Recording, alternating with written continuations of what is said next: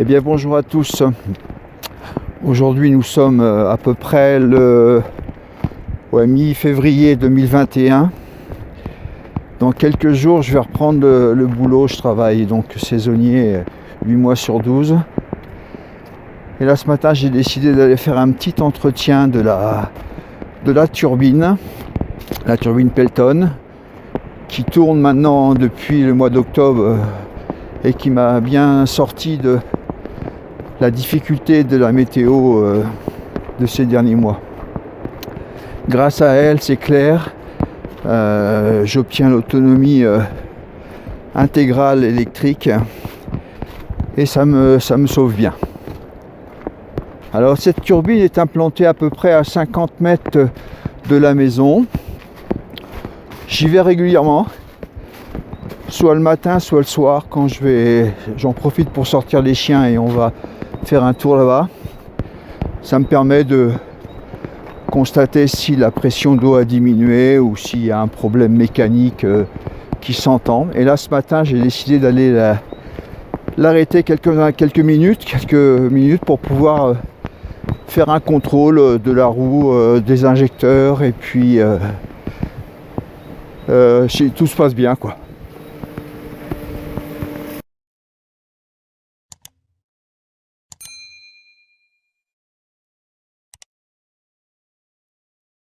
Alors je profite d'un ruisseau qui est un ruisseau temporaire de montagne, qui n'est pas un ruisseau permanent, qui coule que, on va dire, 7 mois sur 12 et qui produit vraiment beaucoup d'électricité, beaucoup de puissance mécanique, qu'environ, on va dire, 5 mois réellement sur 12. Les 2 ou 3 autres mois de fonctionnement sont des mois à faible puissance, mais qui me permettent quand même d'absorber une partie du bruit de fond la nuit ou d'absorber la consommation de l'onduleur en lui-même. Parce que l'onduleur MPP Solar que j'utilise est un onduleur qui est assez énergivore, qui doit me consommer au moins 75 watts, ce qui fait qu'au bout d'une journée, ça représente quand même pas mal d'énergie. Donc la petite turbine, elle, permet de compenser largement cette autoconsommation. Donc le fonctionnement est assez simple. Là, il y a un tuyau qui arrive de 150 mètres de distance, qui fait 150 mètres de long. J'ai un dénivelé d'à peu près 64 mètres qui me produit une pression statique. Donc quand il n'y a pas de circulation d'eau dans le tuyau, qu'elle est juste en statique, de 6,4 bars. Et actuellement, là, elle donne sa puissance maximum aujourd'hui qui est à peu près de 680 watts. Et la circulation de l'eau dans le tuyau et les pertes de charge font que, arrivé en bas, quand elle fonctionne, j'ai une perte de charge d'à peu près 0,8 bar. Alors l'assemblage mécanique est tout à fait très simple, c'est une caisse en fin de compte en alu avec l'alternateur qui est monté sur la partie supérieure. Et j'ai donc un injecteur réglable qui arrive sur la tangente de la roue. Le tout est monté, vous voyez, sur une gamate de maçon et protégé par le couvercle d'une ancienne caisse de transport de chiens qui me la met hors d'eau en fin de compte. Et comme l'alternateur est équipé d'un gros ventilo, le haut de la turbine est constamment sec, il n'y a pas d'humidité. Ce qui fait que depuis maintenant fin 2017 où elle est en service, j'ai eu aucun souci dessus.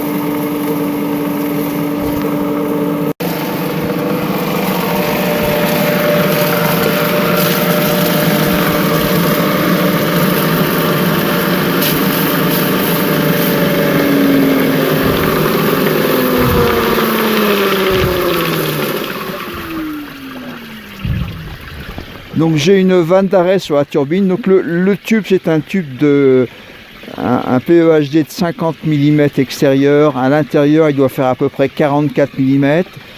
C'est une vanne en 2 pouces qui arrive après avec un T de façon à pouvoir avoir un manomètre de pression, et puis ça rentre directement dans l'injecteur. Donc pour désaccoupler la turbine, c'est relativement assez simple. J'ai un raccord union classique, j'ai qu'à dévisser. Alors j'ai un petit problème avec le manomètre, il s'est détaré. Logiquement il devrait être sur 0, mais il reste bloqué au minimum à peu près en dessous de 6, et du coup quand la pression est à fond il vient buter à plus de 10 bars, enfin sur l'écran, mais en fin de compte à fond j'ai bien 6,4 bars en statique, et donc j'ai appris à lire l'erreur et je sais un peu du coup quelle est la pression d'utilisation. Donc il arrive assez fréquemment, enfin fréquemment, de temps en temps, d'avoir des petites particules qui sont aspirées quand même au niveau de la prise d'eau et qui viennent, on va dire, boucher légèrement l'injecteur et dévier le jet qui va taper la roue.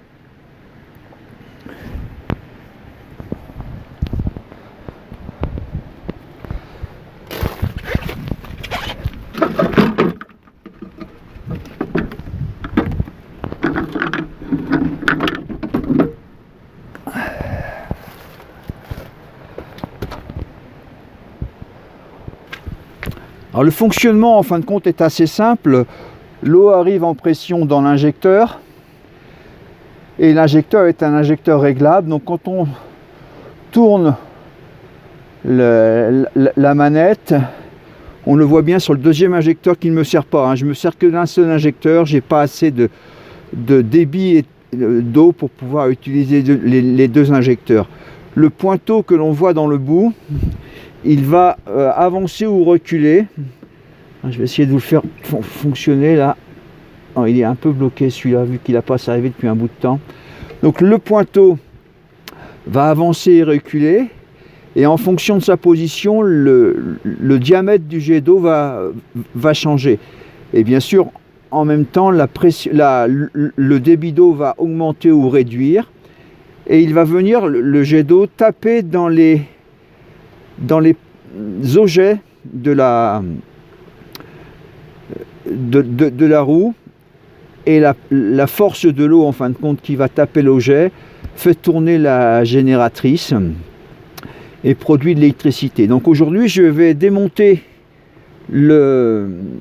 l'injecteur du haut qui me sert en fin de compte pour vérifier s'il n'y a pas des petites particules qui sont bloquées à l'intérieur. Pour le démontage, j'ai juste une grosse pince multiprise, et je vais d'abord avec la pince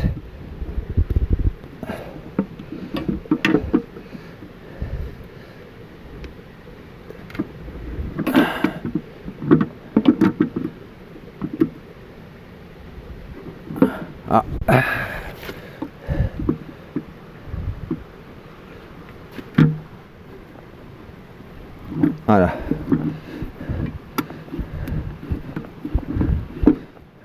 Alors sur les injecteurs en plastique, je ne sais pas si ils dureront des années, mais maintenant ça fait 3 ans que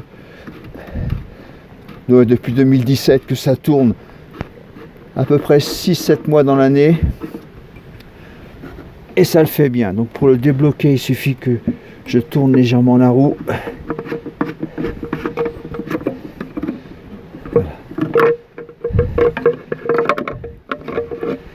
Voilà. Donc il n'y a rien de spécial à l'intérieur. Je vois que le pointeau commence légèrement à être... Non, c'est du dépôt qu'il y a dessus. Il va falloir que je regarde ça de plus près. Peut-être donner un petit coup de papier de verre dans l'avenir dessus, parce qu'il s'est un petit peu érodé. Alors, je ne sais pas si c'est une trace d'érosion ou des dépôts dessus. J'ai plus l'impression qu'il y a effectivement une petite trace d'érosion sur le bout de pointeau. On vient de donner un petit coup de papier de verre sur l'ogive de l'injecteur. Et clairement, on voit qu'elle est érodée. Elle avait une forme bien régulière il y a quelques années, en 2017. Et là, on voit que le bout de l'ogive est érodé. Donc je pense que dans l'été, je vais laisser passer la fin de la saison d'hiver. Mais dans l'été, je vais inverser les deux injecteurs. Vu que j'en avais un qui ne me sert pas, je vais remplacer celui-ci. Et je pense que rapidement, je recommanderai en Italie, parce que l'injecteur vient d'Italie. Je recommanderai un nouvel injecteur en sécurité. Bon, il semble, non, j'ai pas de jeu du tout sur la roue. Ça tourne librement. Je suis étonné de la qualité du roulement parce que il est quand même soumis à un taux d'humidité très très important. C'est un roulement étanche qu'il y a en sortie d'axe de la génératrice, avec un caoutchouc en plus d'étanchéité. Donc ça fonctionne très très bien. Il n'y a vraiment aucun souci à ce niveau-là. Il n'y a pas de vibration. En fin de compte, j'ai très très peu de vibrations sur ce système. La roue est relativement très très bien équilibrée. Et puis alors que je me faisais tout un monde au départ, que je ne suis pas très très doué au niveau mécanique, j'ai du mal, on va dire, à aligner 3 trous correctement quand je fais un perçage. Donc voilà, je suis relativement content de cette réalisation parce que ça fonctionne très très bien. J'avais fait faire le boîtier par une société avec un dessin que j'avais fait en ligne sur internet, avec un outil qu'ils avaient, Easy Metal, ça s'appelle comme société. Le problème, c'est que je voulais refaire faire une boîte, et puis depuis, ils ont changé. On ne peut plus faire des pliages aussi importants. Donc, je suis embêté parce que je voudrais bien refaire. Je vais la refaire, cette turbine, parce que j'ai un problème d'alignement du pointeau, de l'injecteur. Il est trop à l'extérieur de la roue. Il devrait être à peu près à 5 mm plus à viser la cuillère. Et bon, c'est une petite erreur de début que j'ai corrigé, à peu près corrigé en inclinant légèrement l'injecteur avec des rondelles d'un côté, de façon à forcer le jet à taper plus dans le centre de la cuillère. Donc je pense que je pourrais obtenir un rendement un peu plus supérieur.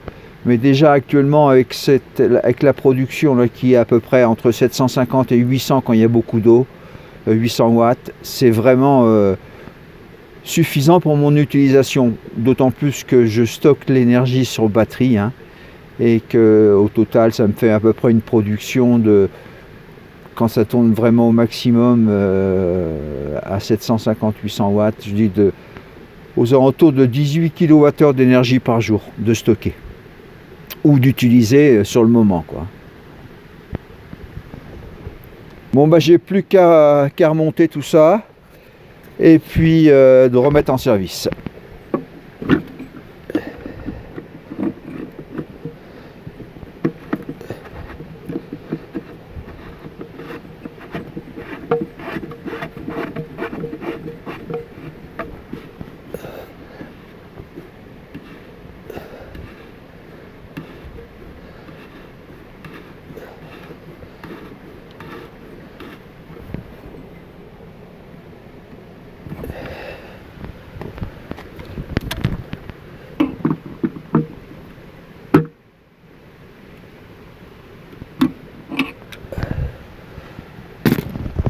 Quand j'ai fait les dessins et la commande du boîtier la première fois, j'avais pas prévu de mettre ces injecteurs variables. J'avais acheté en même temps que la roue et que le générateur ce qu'on appelle des injecteurs fixes qui se découpent en fonction du débit d'eau que vous avez.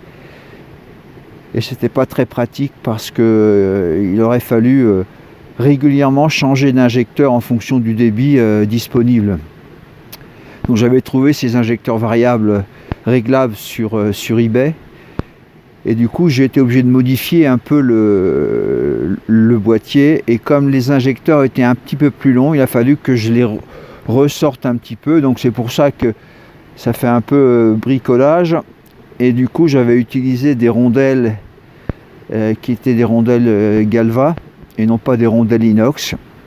Et puis, ce qui devait être arrivé est arrivé. Elles ont rouillé, donc c'est pas très joli. Bon, ça fonctionne. Quand je modifierai ce boîtier, quand je referai le boîtier pour pouvoir fonctionner correctement et essayer d'avoir un peu plus de rendement, je remplacerai bien sûr tout ça par des rondelles et des vis 100% inox à 4. On va remettre en route. Allez, j'ouvre doucement le... Alors c'est pour ça d'ailleurs que j'ai des fuites d'eau par ici, parce que le trou du coup a été décalé et limé, ce qui fait que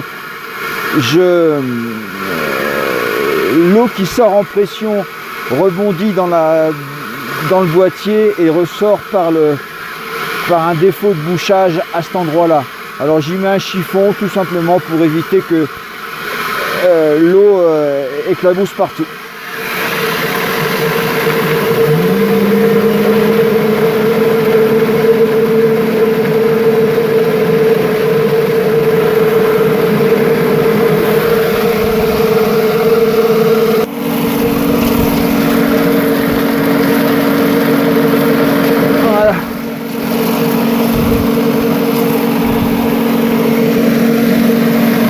Eh bien ça fonctionne, je vais vérifier maintenant au niveau de l'onduleur pour savoir si j'ai retrouvé la puissance maximum.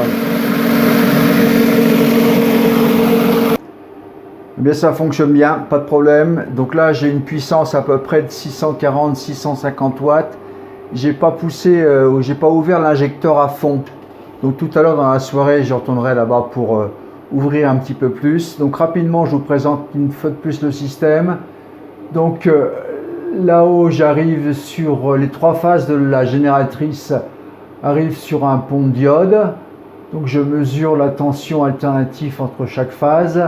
En dessous dans le petit boîtier blanc, c'est mon boîtier de contrôle qui me permet, si jamais la turbine part en overspeed, donc si elle se met à tourner trop vite parce que par exemple les batteries sont chargées à fond et que on n'est pas en train d'utiliser l'énergie, automatiquement donc la tension va être détectée et on va commuter sur une résistance dump load, donc une résistance de charge qui va automatiquement faire ralentir la turbine. Donc c'est une résistance de 40 ohms qui encaisse 1000 watts et j'ai rajouté un petit ventilateur parce que quand elle chauffe vraiment très fort.